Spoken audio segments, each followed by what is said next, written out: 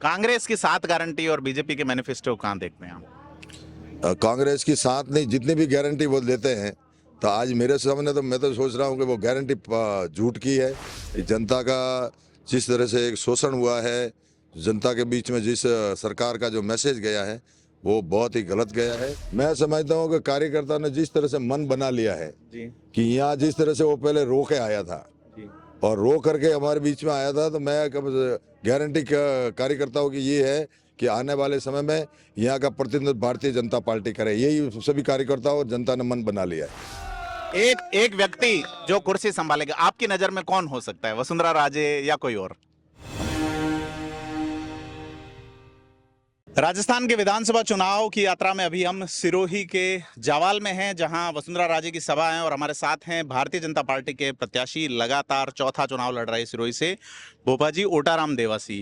क्या माहौल है सब? मैं समझता हूँ कि आज जिस तरह से पूरे भारतीय जनता पार्टी के पक्ष में मतदान करने के लिए जनता बहुत उत्सुक है, क्योंकि 5 साल के कार्यकाल में इसे जनता ने पूरा देखा है कि जनता का जिस तरह से एक शोषण हुआ है, जनता के बीच में जिस सरकार का जो मैसेज गया है वो बहुत ही गलत गया है। और आने वाले समय में लोग भारतीय जनता पार्टी के साथ में जुड़े हुए हैं और जनता पार्टी को चाहते हैं। आपका जो घोषणा पत्र कल आया है, लोग ये कह रहे हैं कि ये मिक्स वेज टाइप का है, कुछ ऐसा नई चीज कुछ आई नहीं है। 500 की जगह 450 कर रहे हैं सिलेंडर के, और कई सारी चीजें थी जो हो नहीं पाई है। क्या लगता है, घोषणा पत्र के आधार पे वोट करेंगे लोग या राष्ट्रवाद का ही मुद्दा चलेगा? मैं समझता हूँ कि आने वाले समय में जो मैनिफेस्टो बनाया है उसमें कई नई तरीके के जो सुधार किए, उसके लिए मैं भारतीय जनता पार्टी के सभी शीर्ष नेतृत्व को बहुत बहुत साधुवाद देता हूँ। जैसे किसानों को जो 6,000 रुपये मिल रहे थे उसका डबल करने का कहा है, गैस के सिलेंडर में भी कहा है, और किसानों के लिए, आम जन के लिए और गरीब के लिए कल्याण के लिए जो काम कर रहे हैं वो बहुत ही सराहनीय है और आने वाले समय में कर रहे हैं। कांग्रेस की 7 गारंटी और बीजेपी के मैनिफेस्टो कहाँ देखते हैं आप? कांग्रेस की साथ नहीं, जितनी भी गारंटी वो देते हैं, तो आज मेरे सामने तो मैं तो सोच रहा हूँ कि वो गारंटी झूठ की है। यहाँ भी कई तरह की गारंटी ली हुई थी, वो गारंटी कहाँ गई?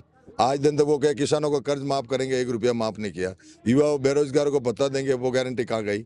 इतनी कई गारंटियां थी जो आज दिन तक वो कुछ नहीं कर सके। तो अब क्या गारंटी मानी जाए कि बेसिक गारंटी क्या होगी आपकी ओर से, कि बीजेपी आगे निकलेगी या कुछ पीछे रह सकता है मामला? जिस तरह का राजस्थान में बता रहे हैं, कोई कह रहे हैं हंग असेंबली होगी, तो इसमें कौन सी आप गारंटी मानते हैं? क्या कार्यकर्ता आपको गारंटी देंगे जीत की या मतदाता? मैं समझता हूँ कि कार्यकर्ता ने जिस तरह से मन बना लिया है कि यहाँ जिस तरह से वो पहले रो के आया था और रो करके हमारे बीच में आया था, तो मैं कब गारंटी कार्यकर्ताओं की ये है कि आने वाले समय में यहाँ का प्रतिनिधित्व भारतीय जनता पार्टी करे। यही सभी कार्यकर्ताओं और जनता ने मन बना लिया है।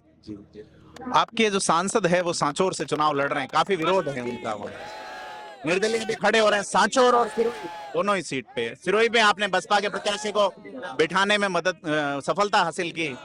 क्या लगता है कि इस बार विरोधियों का कुछ?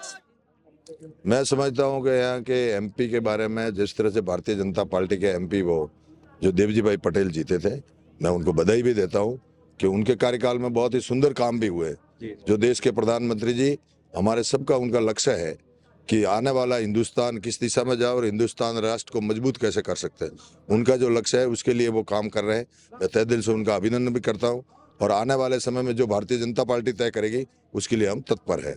सीएम कौन बनेगा? सीएम कौन बनेगा? कमल का फूल बनेगा। सिंबलिज्म का सीएम हो नहीं सकता डेमोक्रेसी में। एक एक व्यक्ति जो कुर्सी संभालेगा, आपकी नजर में कौन हो सकता है? वसुंधरा राजे या कोई और?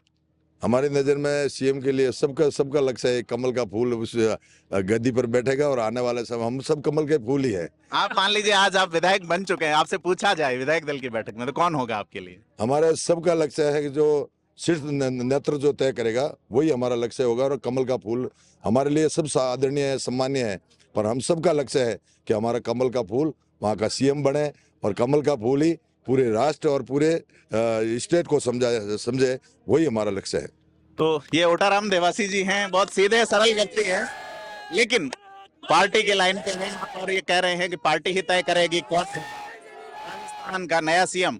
चूंकि बीजेपी की ओर से कई मैनिफेस्टो आया है जिसमें कई सारी घोषणाएं हैं, ईआरसीपी का वादा है, उसके अलावा बीजेपी ने कई सारी 450 रुपए में सिलेंडर समेत कई सारी घोषणाएं दी है, लेकिन उसकी आलोचना भी हो रही है कि कांग्रेस से कॉपी है या कांग्रेस ऐसी घोषणाएं 2.5 लाख नौकरियां समेत कर सकती है। लेकिन ओटाराम देवासी सहज तरीके से कह देते हैं कि कमल का फूल ही सीएम होगा। सवाल अनुत्तरित है, जवाब 3 दिसंबर को रिजल्ट के बाद मिल सकता है। थिंक 360 के लिए सिरोही से प्रदीप विदावत।